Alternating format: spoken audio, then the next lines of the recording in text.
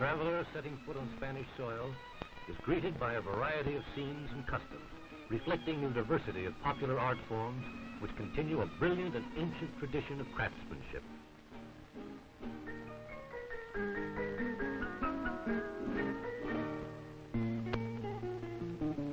An inspired world of color and grace shines from the most everyday articles, which combine beauty and utility to an unusual degree, as in these Catalan chairs of many colored woods with raffia seats.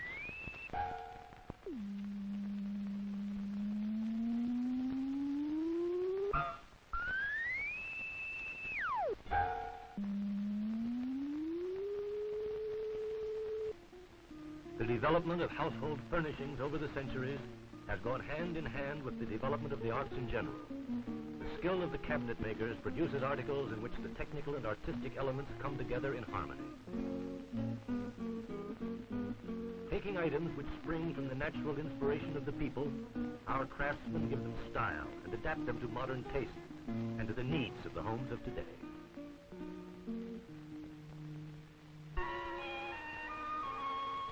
Side by side with the art of the cabinet makers is found the skill of those craftsmen who work in Cordovan leather, an art sprung from the East and spread from the workshops of Cordoba throughout Spain. Cured hides are polished, etched, and colored just as during the finest period of this craft, which reached the peak of its glory from the 16th to the 18th centuries. We find it today in fine boxes, chests, and fancy harness.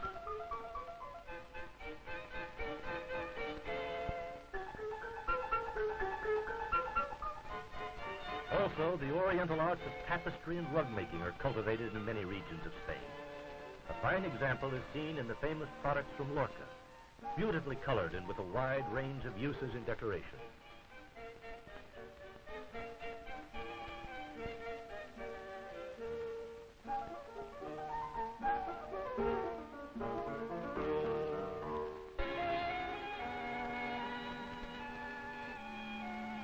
La Cartera is not merely a village in the province of Toledo.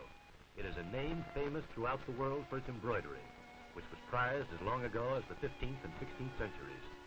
The wealth of its inspiration springs from its double origins. It is Western or Christian, and Eastern with Arabian, Persian, and Indian influences.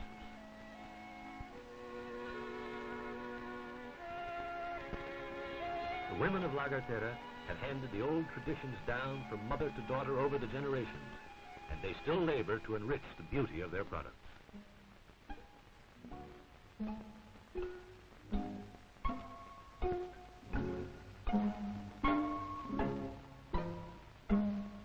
Renowned for their fine drawn work, they have adopted also more modern methods for some of their products.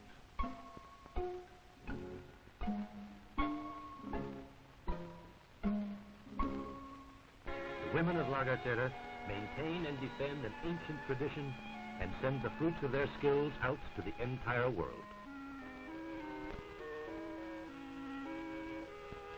In Andalusia, they still cultivate a wide variety of handicrafts. Among them is the working of copper, just as it was done long ago when the metal was used for the most ordinary items: kettles, mugs, pans, pots, and bed warmers. Today, in the hands of an expert workman, the hammering and etching of copper produces highly finished articles and ornaments, as in this workshop in Granada.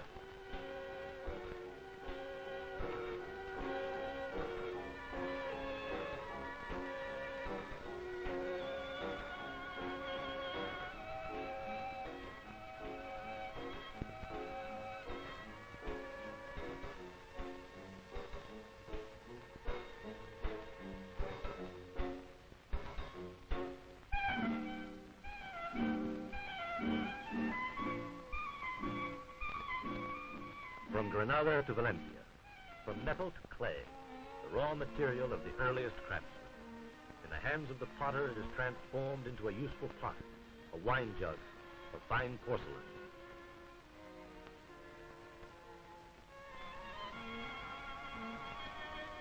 The Spanish potters have been famed since antiquity for their skill in working clay, either in its more utilitarian aspects or when their work is raised to the level of a fine art.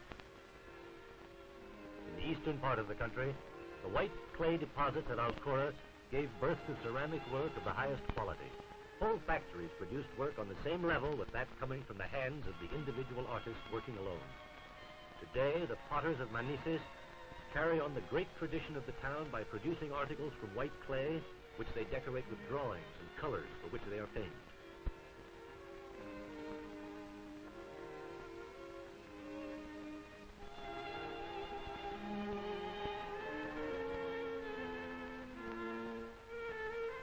Hand-painted jars and vases, and an infinite number of other useful and artistic items come from Manises, a town which still lives on the skill of its potters.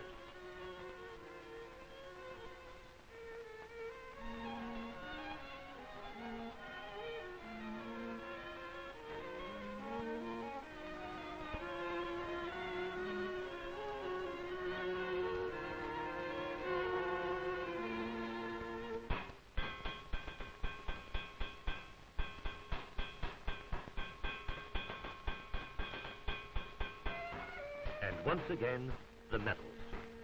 Now it is iron, and the work of the men at the forges, a traditional art form which the Spaniards taught to the peoples of other lands. Today, the smiths turn out artistic and decorative items for the home.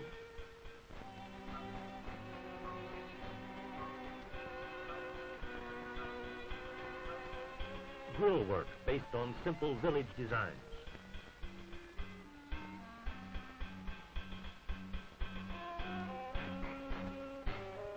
Many varieties of candelabra.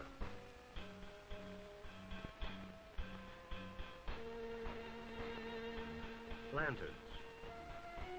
Lamp sticks, candle holders. Ashtrays and other decorator items. In the 15th century, Portugal and Italy, together with Spain, introduced the folding fan into Europe. In these Valencian workshops, they shape the fine materials for the spines which make up the frame of the fan. The lacquering and decorating of the spines is done by hand.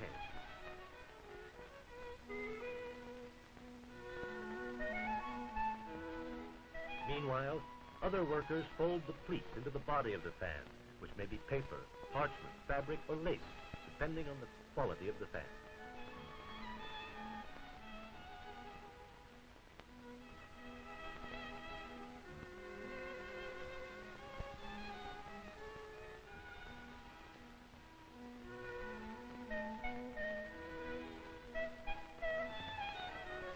Finally, the fan is assembled.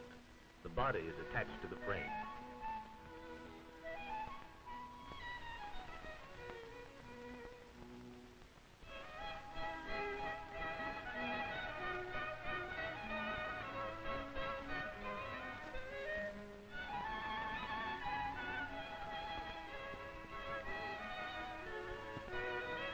The art of handling the fan has gone through many styles and fashions, but it still must be classed as a deadly weapon when handled by a woman who knows that art.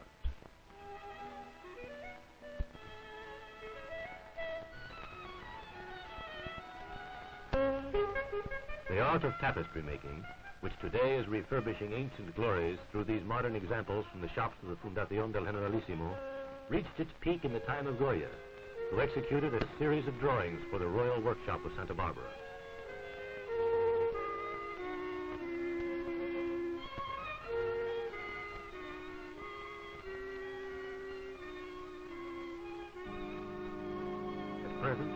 Sometimes in the style of the past, sometimes in accord with the new artistic tendencies, tapestries are being made in harmony with the great traditions of the skilled craftsmen.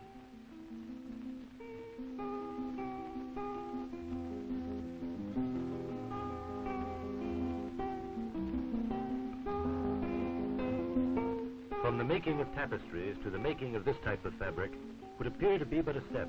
However, the techniques are very different. This skill is cultivated in Galicia, the Levant, La Mancha, Extremadura, and Andalusia. This lacework, very much to the popular taste, has many uses and applications. Almagro is the most noted center of this particular craft. The growth of the silk industry gave a new impetus to the use of the mantilla, long known as the symbol of the Spanish woman.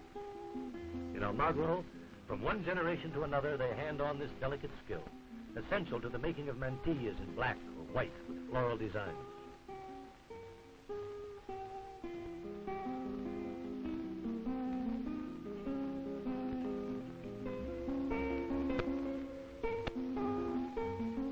The fame of Catalan glass goes back to the 15th century, when it competed with the glass of Venice itself.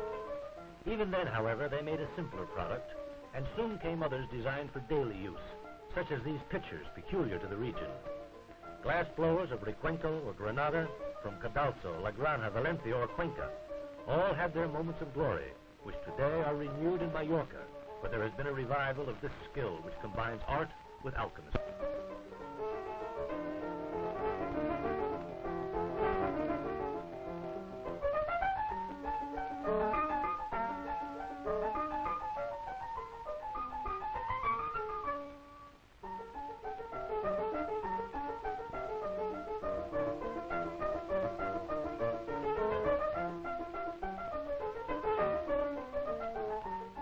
In some workshops, it is possible to watch as these skilled artisans mold and give form and life to glass in its many applications.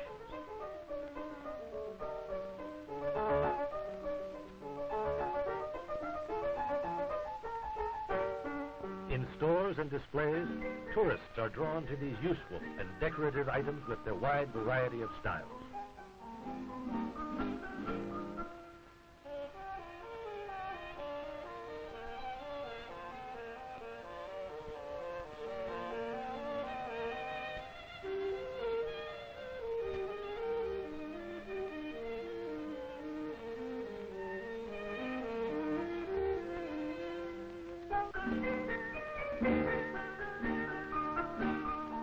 The Mallorcans are master glassblowers, a craft with an ancient tradition, and the fame of their products has spread the name of the island almost as widely as has the fame of its scenery and its marvelous climate.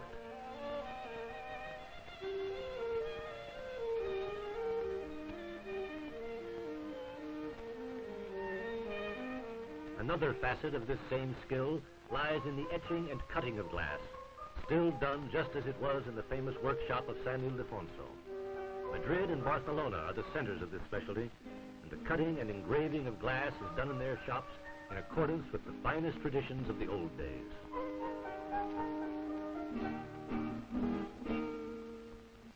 Damascene work, the encrusting of steel with gold and silver, is an ancient Spanish craft widespread throughout the peninsula. The greater part of this work comes from Toledo and Ibar. It is in continual demand abroad.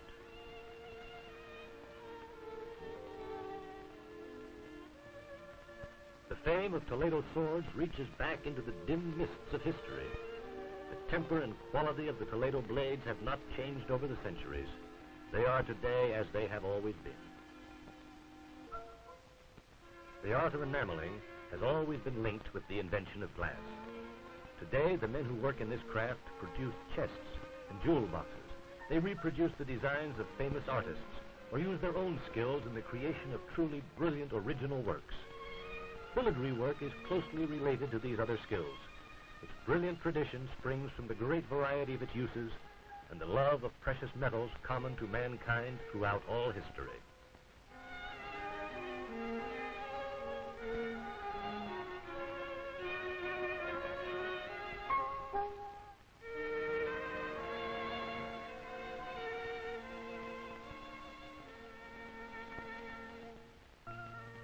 In its religious applications, this art form has created priceless works of art, and it is still actively cultivated for this purpose.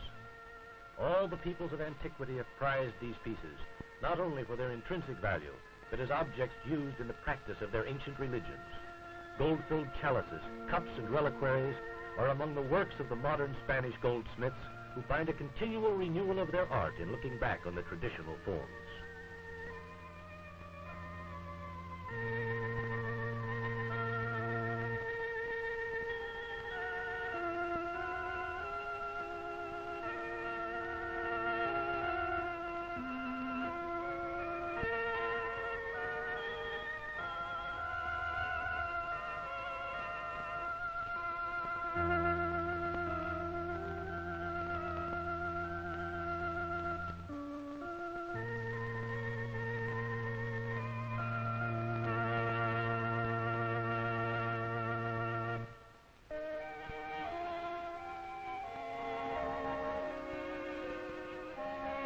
Cuenca, hovering over its two rivers, a dream given life by the hands of skilled craftsmen, is a traditional center for pottery. The old rules to guide the work of the primitive Spanish potters required that their products be of the highest quality. Each potter was required to put his mark on every piece he produced, so that all would know who was responsible for it. To this day, these pieces are valued in accordance with the potter's marks they bear.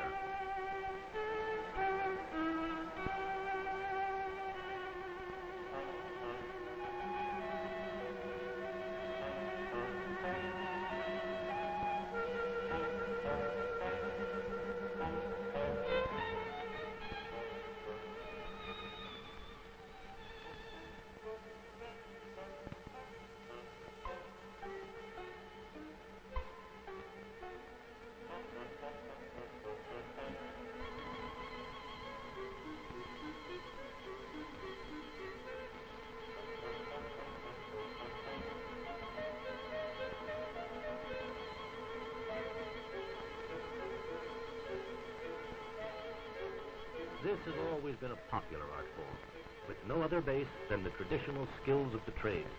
Yesterday as today, there have always been workshops devoted to the trade, living side by side with single artists working alone.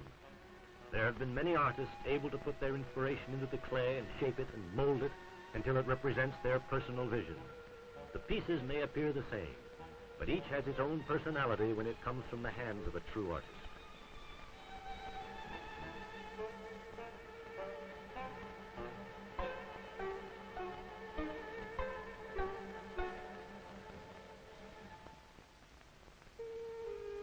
The potter must be the master of many skills to be able to bake his work to the precise point necessary, and later to decorate each piece so that every item in his work has been created spontaneously and is unique, impossible to duplicate. This master potter of Cuenca, just as his brothers in Sevilla, Santander, Madrid, Barcelona, or Talavera, keeps alive an ancient and ever self-renewing tradition.